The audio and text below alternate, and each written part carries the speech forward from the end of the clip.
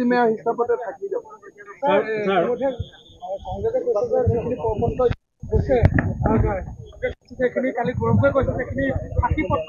ফাঁকিটো এতিয়া মানুহে কোনে অৰুণোদয় যে ফাঁকি নহয় এইটোতো চবেই বহুত দিন দিল্লীত আছে, তেওঁ নাজানে যে মানুহে অৰুণোদয় পাই আছে। অৰুণোদয়টো ফাঁকি বুলি ক'লে মানুহে কোৱাজনকে পচন্দ ফাঁকিয়াল বুলি ক'ব। অৰুণোদয় ফাঁকি হ'ব পাৰে নেকি? চৰকাৰী চাকৰি ফাঁকি হ'ব পাৰে নেকি? মোদীৰ গেৰেণ্টি ফাঁকি হ'ব পাৰে নেকি? গতিকে এইবিলাক ক'লেতো কোৱাজনকে মানুহে বেয়া পাব। যোনে ভাল ৰাজনীতি জানে সি এতিয়া সূৰ্যটো পূবৰ পৰা নোলাই পশ্চিমৰ পৰা ওলাই বুলি ক'ব নেকি? হয় নহয়? গৌৰৱ গগৈ কালি কিতাপত কৈছে যে গোটেই অসম চৰকাৰখনে অকল গৌৰৱ গগৈক ভয় কৰিছে, সেইকাৰণে গোটেই কেবিনেটটো আহি সেইটোতো মই নাজানো।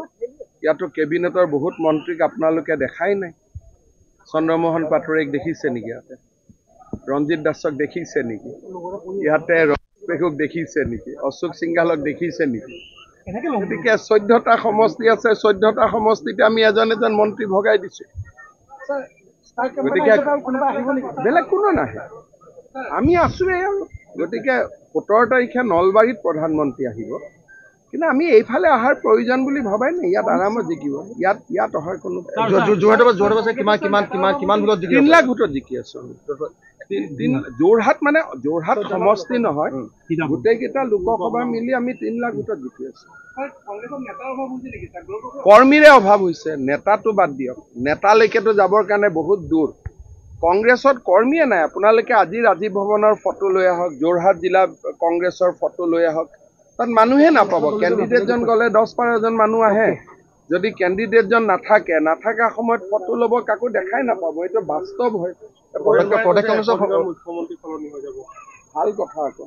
তেওঁ বিজেপিত আহিলে সলনি হৈ যাব। ছাৰ ইতিমধ্যে আমি দেখিছোঁ নিৰ্বাচনী প্ৰচাৰসমূহ যথেষ্ট গীতৰ প্ৰয়োগ হৈছে, য'ত নেকি আপুনিও নাছে, জনতাও আছে। ভাল কথা। ডেমক্ৰেচিটো এটা ফেষ্টিভেল হয়। মানুহক গালি গালাজ কৰি থকাতকৈ এতিয়া ময়ে ভাষণ দিলোঁ, কোনোবা কংগ্ৰেছৰ মানুহৰ নাম ল'লোঁ জানো? এজনোতো মই কংগ্ৰেছক সমালোচনাও কৰা নাই, নামো লোৱা নাই। কাৰণ মানুহ ইমান গৰমত আহে, দুটা ভাল কথা শুনিব আহে, অলপ নাচিলে বাগিলে। গতিকে মইতো কাকো এটা সমালোচনাও কৰা নাই। কংগ্ৰেছে ইতিমধ্যে প্ৰত্যেকটো জেগাতে কৈছে যে আচৰণ বিধি ভংগ কৰিছে। আচৰণ বিধি ভংগ কৰিলে ইলেকশ্যন কমিশ্যনে ব্যৱস্থা ল'ব। যদি কোনোবাই আচৰণ বিধি ভংগ কৰিছে, তাৰ কাৰণে ইলেকশ্যন কমিশ্যনক কমপ্লেইন দিব লাগে। সাংবাদিকক ক'লে কি হ'ব?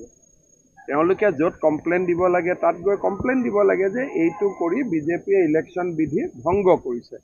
যদি আমি ভংগ কৰিছোঁ, আমি সংশোধন কৰিম। যদি ভংগ কৰা নাই, আমি আমাৰ কৰ্তব্য পথত আগুৱাই যাম।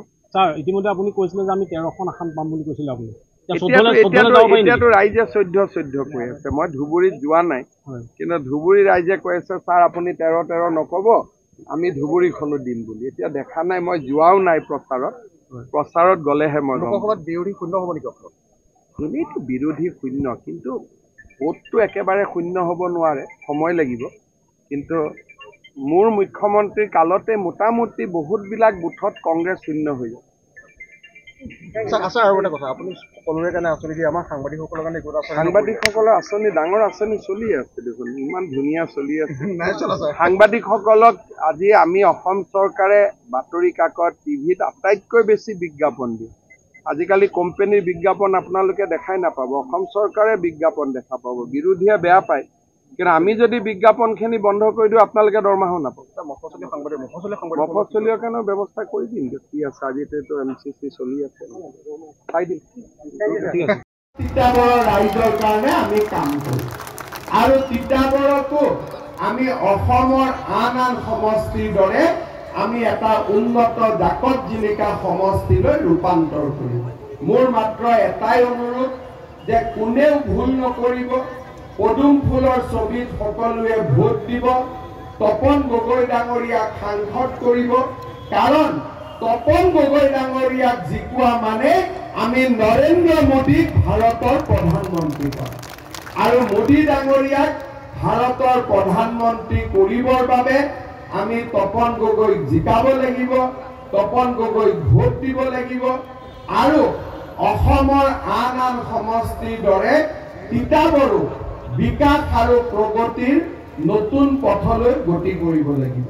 মই বহুত দীঘলীয়াকৈ নকওঁ, গৰম পৰি আছে আপোনালোক ৰাতিপুৱা ইমান গৰমৰ মাজতো ইমান ৰাইজ আহি উপস্থিত হ'ল মোক তিতাবৰত লগ পালে মানুহে কয় যে ছাৰ ইয়াৰ খোৱা পানীৰ সমস্যা বহুত বেছি মই আপোনালোকক কথা দিছোঁ যে ইলেকশ্যনৰ পিছতে মই নিজে দিন তিতাবৰত আহিম আৰু তিতাবৰত খোৱা পানীৰ সমস্যাটো সৰ্বকালৰ বাবে আপোনালোকৰ মই সমাধান কৰিম যাতে এই সমস্যাটো আৰু আমাৰ এই সমস্যাটো নাথাকে ইয়াৰ উপৰিও মোক বহুত কেইখন ইয়াতে বিভিন্ন ৰাইজে মোক সমস্যাৰ কথা কৈছে চাহ বাগিচাৰ সমস্যা আছে কিছুমান ৰাইজৰ আধাৰ কাৰ্ড হোৱা নাই আধাৰ কাৰ্ডৰ সমস্যা আছে লগতে তিতাবৰ চাৰিআলিত এখন ফ্লাইঅভাৰো লাগে বুলি কৈছে লাগে নেকি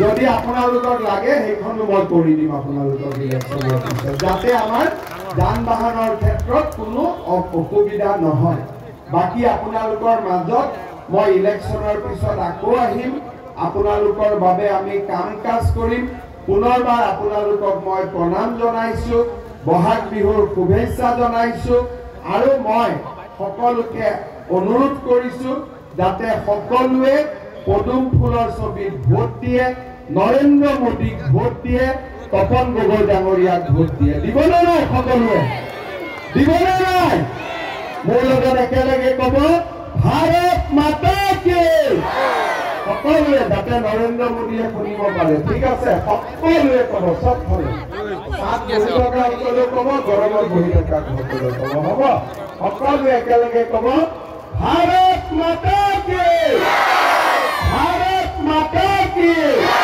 নৰেন্দ্ৰ মোদী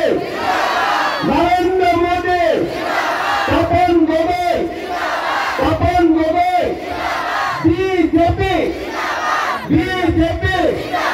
এজিপি বহুত বহুত ধন্যবাদ জয় হিন্দ